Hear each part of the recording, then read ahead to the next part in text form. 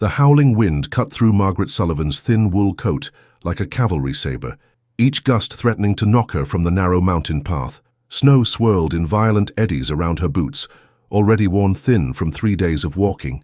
Her stomach cramped with hunger. Nothing but wild berries and creek water since leaving Tucson, with the last of her coins spent on these very boots. "Should have stayed," she whispered through chattering teeth, though staying meant accepting Banker Morrison's indecent proposal. The memory of his sweaty hands reaching for her in exchange for reconsidering her debt made her push forward, despite the growing blizzard. The path disappeared beneath drifting snow. Maggie stumbled, catching herself against a pine tree, its branches heavy with ice. Her fingers, blue beneath torn gloves, could barely grip the rough bark. Thomas would have called her stubborn for venturing into these mountains alone, but Thomas was 6 months in the ground, and his ranch now belonged to Morrison's bank. Through the white veil of snow, a faint orange glow flickered between the trees. Smoke. Someone had a fire. Maggie's heart hammered as she forced her numb legs forward, following the scent of burning wood like a lifeline. The cabin materialized from the storm. Rough-hewn logs chinked with mud and moss, a stone chimney sending blessed smoke into the grey sky.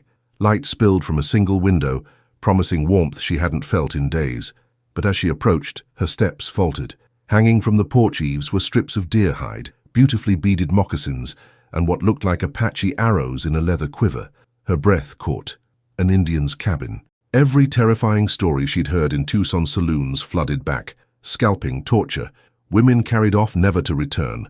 But the cold was killing her. Already her feet had gone beyond pain to dangerous numbness.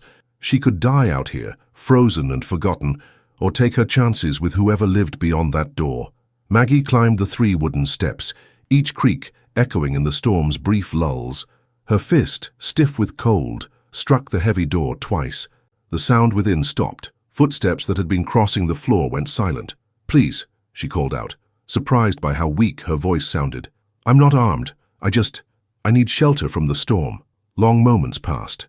Then the door opened slowly, revealing a tall Apache man silhouetted against the firelight. He wore buckskin pants and a simple cotton shirt, his long black hair braided with leather cord. His face, weathered by sun and wind, showed no emotion as his dark eyes assessed her from head to toe. Maggie had expected war paint and feathers from the stories. Instead, she saw a man perhaps 5 years older than herself, with intelligent eyes and calloused hands that spoke of hard, honest work. A hunting knife hung at his belt, but he made no move toward it. "You are lost," he said in clear English, his voice deep and measured. "Yes, sir. I was heading to Prescott, but the storm..." She swayed slightly, exhaustion and hunger making her dizzy. "I don't mean to impose, I just need to warm myself, then I'll be on my way." He studied her face, taking in her hollow cheeks and the desperation she couldn't hide. "The storm will last 3 days, maybe 4. I have nothing to pay you with," she said quickly, honesty born of desperation. "But I can work. I can clean, cook if you have food to spare." "Can I clean your cabin for just 1 meal?" The Apache man's expression shifted slightly, not quite surprise, but something close to it. White women didn't typically offer to clean for Indians. They usually screamed. "I am Ayana," he said finally. "Margaret Sullivan, most folks call me Maggie." He stepped aside and she nearly sobbed with relief as warm air washed over her frozen skin. The cabin's interior was sparse but clean, a stone fireplace with a crackling fire, a simple wooden table and chair, shelves holding supplies and tools. Furs and woven blankets provided warmth and color against the log walls. "Sit by the fire," Ayana said, closing the door against the storm. "Your feet need attention before the flesh dies." Maggie sank into a chair near the hearth, tears of gratitude streaming down her cheeks as feeling began to return to her extremities in painful prickles. She watched as this Apache man, this supposed savage from the stories, gently pulled off her ruined boots to examine her feet with the careful attention of someone who understood frostbite. "You will keep your toes," he said, wrapping them in soft rabbit fur, "but you cannot travel for several days." Outside, the wind shrieked with renewed fury, rattling the cabin's windows. Maggie closed her eyes, finally allowing herself to believe she might survive this night. Maggie woke to the smell of cooking meat and the steady whisper of falling snow against the windows. For a moment she forgot where she was. Then the events of the previous night rushed back. She lay on a pile of soft furs near the fire, covered by a beautifully woven blanket in patterns of red and black. Her feet, wrapped in rabbit fur, no longer throbbed with cold. Ayanna stood at the stove, stirring something in a cast-iron pot. He'd changed into a different shirt, this one white cotton with intricate beadwork along the collar, clearly Apache craftsmanship. His movements were economical, practiced, like a man accustomed to solitude. "Good morning," Maggie said softly, not wanting to startle him. He turned, nodding once. "The storm continues. Your feet?"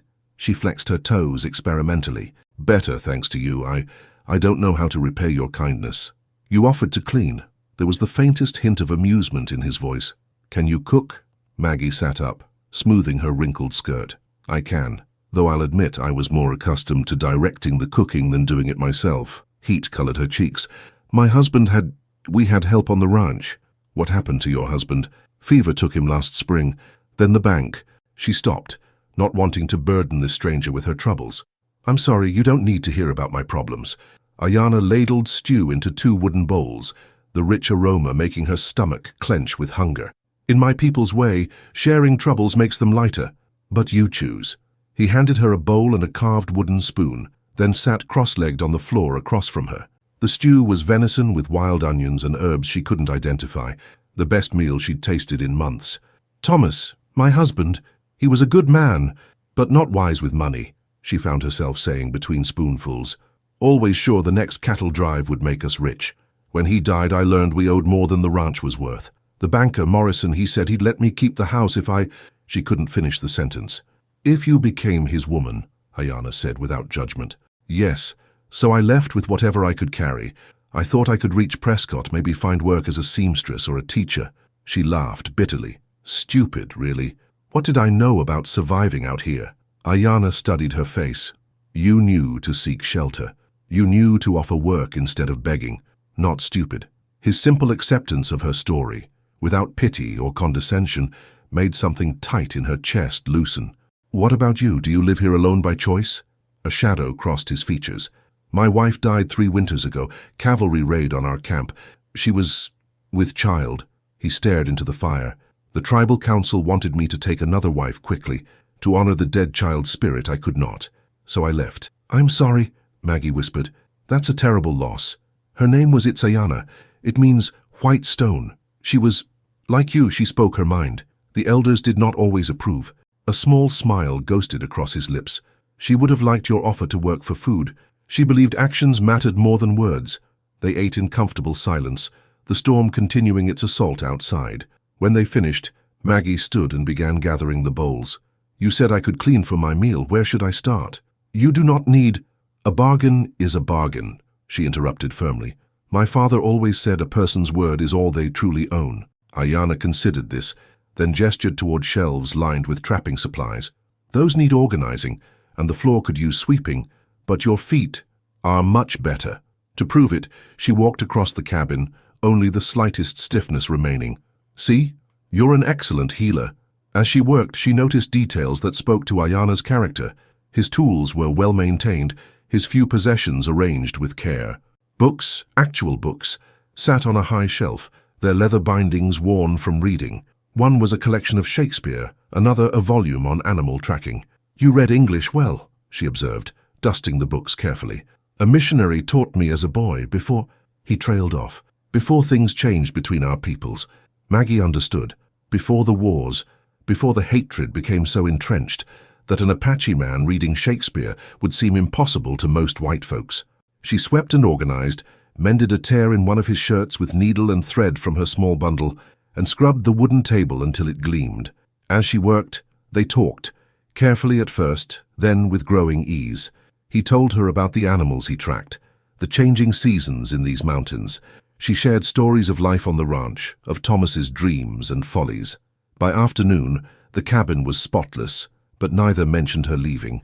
The storm showed no signs of letting up, and something fragile but real was growing between them. Not romance, but recognition. Two people who had lost everything, finding unexpected solace in honest conversation and shared work. "The stew was wonderful," Maggie said as evening approached, "but tomorrow let me cook. It's the least I can do." Ayanna nodded. "Tomorrow then, if the storm allows." But they both knew the storm wasn't the only thing keeping her there now. The third morning brought an eerie stillness. Maggie woke to sunlight streaming through frost-covered windows, the first clear sky she'd seen in days.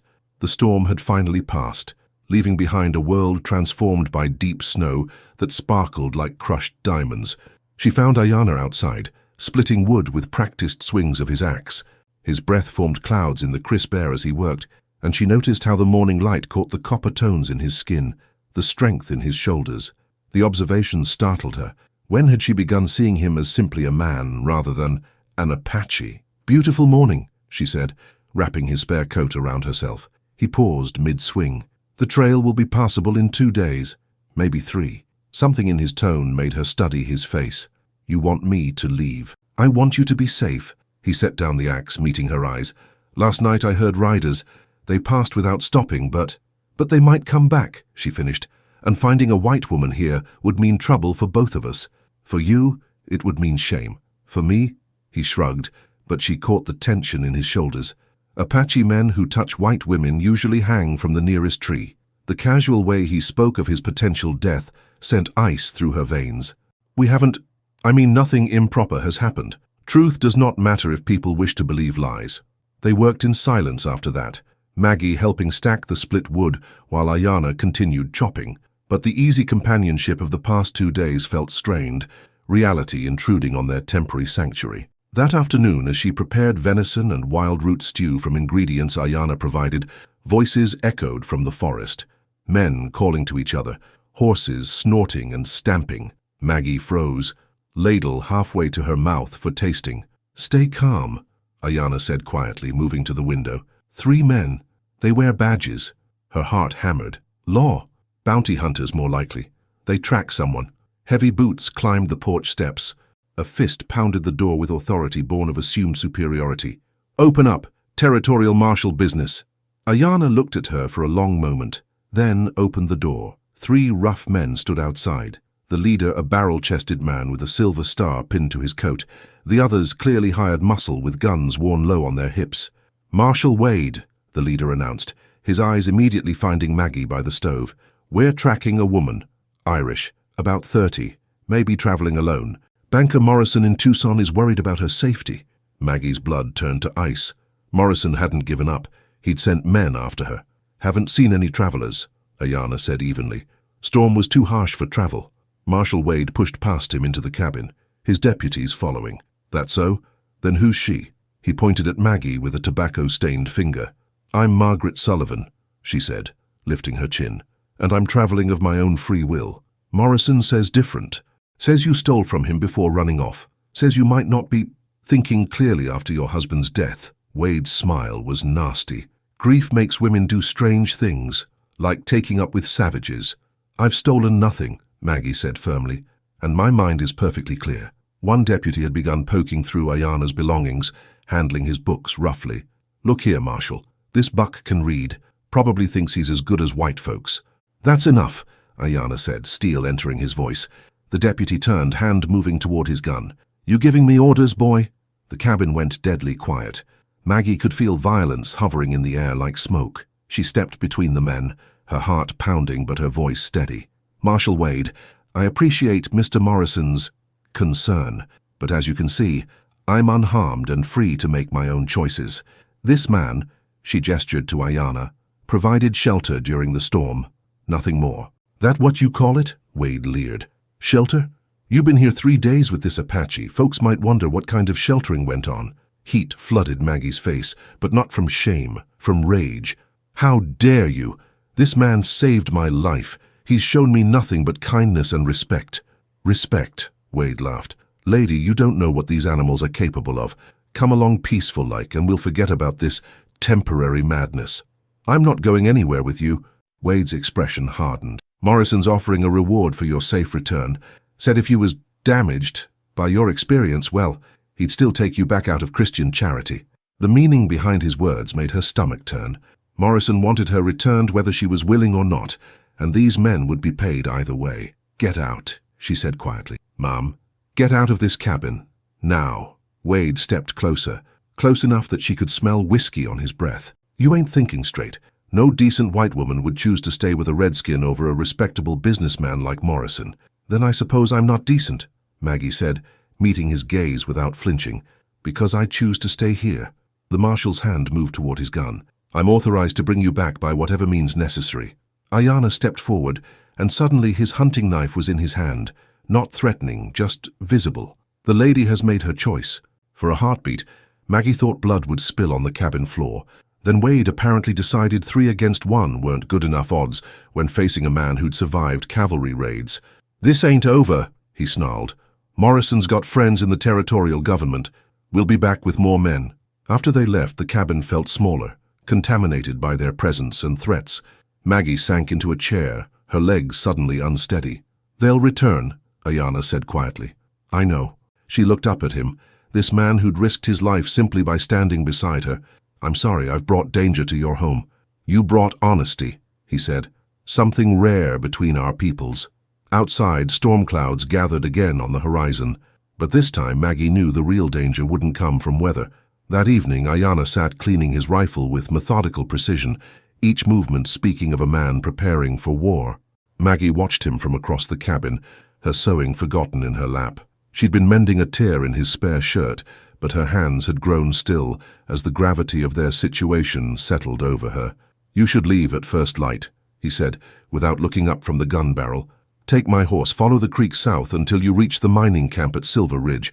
From there you can catch a stage to anywhere you want to go. And what about you?" "I will stay. This is my home." Maggie set down her sewing and moved to sit across from him at the small table. "They'll come back with more men. You said so yourself." "Yes." He began reassembling the rifle with practiced efficiency. "But if you are gone, they have no reason to harm me. Morrison wants you, not me." "You're wrong," she said quietly. Marshal Wade didn't like seeing an Apache who could read, who owned books, who spoke like an educated man.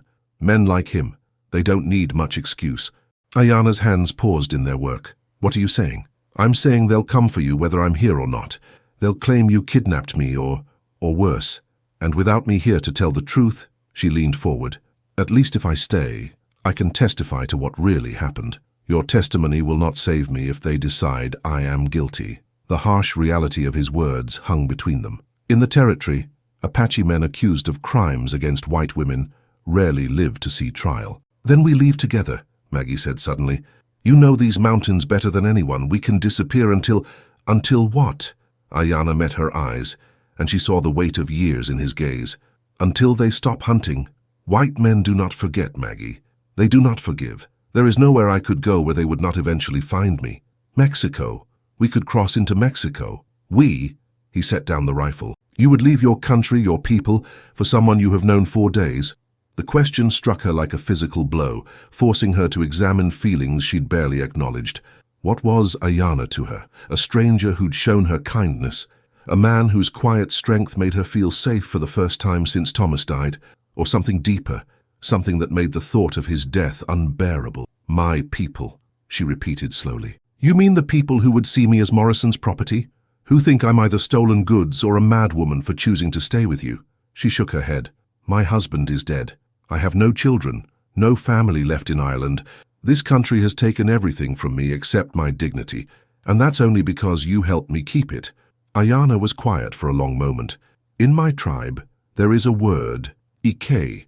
It means the one who stands with you when others turn away.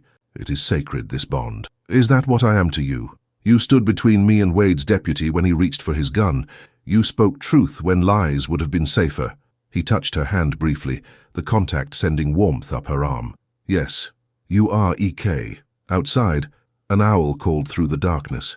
But Maggie had spent enough time in Ayana's company to recognize the difference between a real owl and a human signal. Ayana heard it too, his body tensing as he reached for his rifle. "How many?" she whispered. He moved to the window, peering through a gap in the curtains. 6, maybe 7. They surround the cabin. Marshal Wade, and others. I see torches."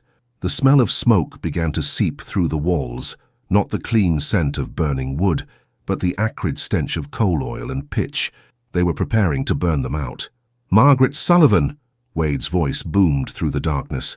"You got one chance to walk out of there peaceful. Come out now and we'll forget about this Apache problem quick and clean." Ayana met her eyes across the darkened cabin. They both understood the marshal's meaning. Quick and clean meant a bullet instead of a rope. Small mercy for a man whose only crime was sheltering a desperate woman. "I need you to listen carefully," Ayana said, moving to a loose floorboard near the fireplace. He pried it up, revealing a hidden space containing ammunition, dried food, and a leather pouch of coins. "There is a root cellar beneath the cabin, accessible through that trapdoor. Inside, a tunnel leads to a cave near the creek. My wife and I dug it during the Apache Wars. I won't hide while they murder you. You will because it is the only way." He pressed the pouch of coins into her hands. "Follow the tunnel to the cave.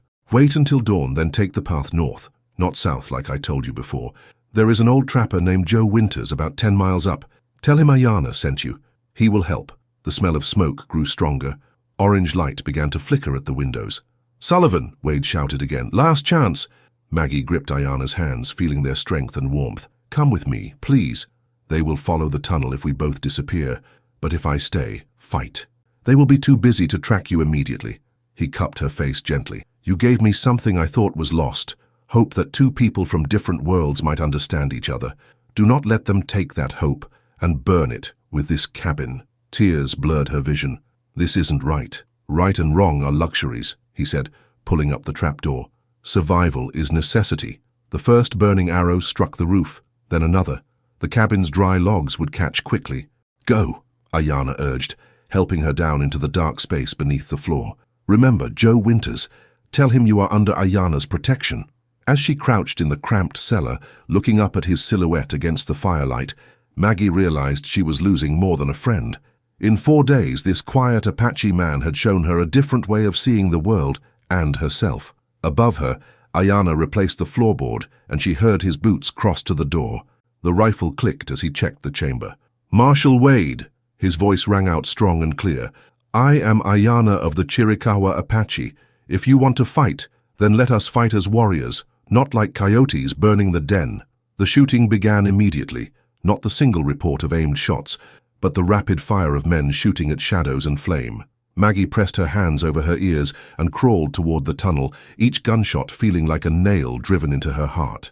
Maggie emerged from the cave as the first pale light of dawn touched the mountain peaks.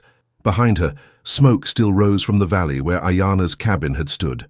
The gunfire had stopped hours ago, leaving only an ominous silence that told her everything she feared to know. She forced herself to turn away from the smoke and follow the path north, clutching the leather pouch of coins Ayana had given her. Each step felt like betrayal, abandoning him, fleeing while he faced death alone. But his final words echoed in her mind, "Do not let them take that hope and burn it with this cabin." The 10-mile trek to Joe Winters' cabin passed in a blur of grief and determination. She found the old trapper splitting kindling outside a weathered log structure, his long grey beard and sun-creased face marking him as a man who'd spent decades in these mountains. "You'd be Joe Winters?" she called out, her voice hoarse from smoke and tears. He straightened, taking in her torn dress, soot-stained face, and the haunted look in her eyes. "Depends who's asking." "Margaret Sullivan. Ayana sent me. He said to tell you I'm under his protection." Joe's expression shifted immediately from wariness to concern. "Where is he?" "Dead, I think. Marshal Wade came with 6 or 7 men. They burned his cabin." Her voice broke slightly. "He stayed so I could escape." The old trapper's weathered face hardened. "Wade. Should have known that bastard would be involved." He gestured toward his cabin. "Come inside, girl. You look ready to drop." Over hot coffee and venison jerky, Maggie told Joe everything. Morrison's threats, her desperate flight into the mountains, Ayana's kindness and Wade's return with torches and guns. Joe listened without interruption, his pale blue eyes never leaving her face. "Ayana was a good man," he said finally. "Saved my life once during a blizzard 3 winters back. Shared his food when mine ran out. Asked for nothing in return." He shook his head. "This territory's got no shortage of real villains, but they'd rather hunt down decent folks like him." "He said you might help me," Maggie said quietly. "Help you what?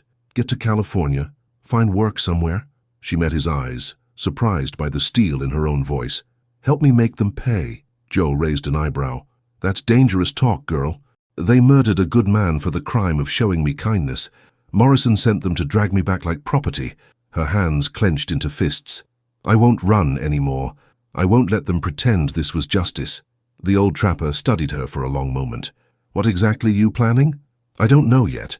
But I know people in Prescott, decent people who knew my husband, who know I'm not the kind of woman to lose my mind or steal from anyone. If I can reach them, tell the truth about what happened. Truth's a rare commodity in these parts, Joe warned, especially when it comes to whites and Apaches. Then it's time someone started spending it. Joe was quiet for several minutes, sipping his coffee and staring into the fire. Finally, he spoke. There's a circuit judge coming through Prescott next week, Judge Harrison. He's one of the few who actually listens to evidence instead of just popular opinion. If anyone might hear your story fair, it'd be him. Will you help me get there? I'll do better than that. Joe stood and moved to a wooden chest in the corner. From it, he pulled a small leather journal, its pages filled with careful handwriting. I keep records, who comes through these mountains, what they're running from, what they've done. Been writing in this book for 15 years. He flipped through several pages, then stopped. Here, Marshall Wade, 3 months ago, brought in a Mexican sheep herder, claimed he'd stolen cattle. Turned out the man was on his own land. Wade just wanted the water rights for a friend in Tucson. The Mexican died in custody before trial. Maggie leaned forward, reading over his shoulder. You documented all this? Every word. Got statements from witnesses, too. Joe's eyes glinted. See, most folks up here don't trust territorial law much. We take care of our own problems. But sometimes you need evidence that'll hold up in a real court. Over the next 2 days, Joe helped Maggie prepare her case. They gathered statements from other mountain folk who'd witnessed Wade's corruption, documented Morrison's reputation for using the law to seize property, and most importantly, they had Maggie write down every detail of her time with Ayanna, his education, his kindness, the way he'd risked his life to protect her. The key, Joe explained as they worked, is to make them see Ayanna as a man, not just an Apache. Tell them about his books, his grief for his wife, the way he doctored your frostbite. Make them understand that burning him out was murder, not law enforcement. On the third morning, they set out for Prescott. Joe drove his wagon while Maggie sat beside him, the leather journal and written statements hidden in her satchel. As they descended from the mountains, she caught a last glimpse of smoke still rising from the valley where Ayanna's cabin had stood. I never told him, she said quietly. Told him what? That he saved more than my life. He saved my faith in humanity. She touched the journal through her satchel. Before I met him, I thought survival meant accepting whatever scraps powerful men chose to throw me. He showed me that dignity is something you choose, not something others grant you. Joe nodded. Best way to honor that lesson is to use it. 3 days later, Maggie stood before Judge Harrison in Prescott's courthouse, the journal open in her hands. The courtroom was packed. Morrison had come from Tucson with expensive lawyers. Wade sat smugly in the front row and curious townspeople filled every seat. She told her story simply and truthfully. A desperate widow seeking shelter, an Apache man who offered help without expecting anything in return, and corrupt officials who'd used race hatred to cover up their crimes. When Morrison's lawyer tried to paint her as hysterical or compromised, she calmly read from Joe's journal, documenting Wade's pattern of violence and corruption. The verdict wasn't everything she'd hoped for. Wade was stripped of his marshal's commission and fined, but never faced murder charges. Morrison kept his bank, but was barred from pursuing her for any alleged debts. Most importantly, Judge Harrison's official report documented the truth about Ayanna's death, clearing his name for history. Afterward, as Maggie stood on the courthouse steps, Joe approached with a telegram in his hand. Came for you this morning, he said. She opened it with trembling fingers. It was from a women's college in San Francisco, offering her a position teaching literacy to immigrant women. Apparently, her story had reached someone who valued both courage and education. You going? Joe asked. Maggie looked west, toward California and a new life built on her own terms. Then she looked back toward the mountains where a good man had died, helping her find her strength. Yes, she said, but first I have a story to write. The true story of Ayanna of the Chiricahua Apache and the lesson he taught about seeing people as they truly are, not as others tell us they should be. 6 months later, her small book was published by a printer in San Francisco. It would never be famous, but it would endure, a testament to 4 days that changed 2 lives and proved that understanding could bridge even the deepest divides. In her dedication, she wrote simply, "For Ayanna Ike, the one who stood with me when others turned away."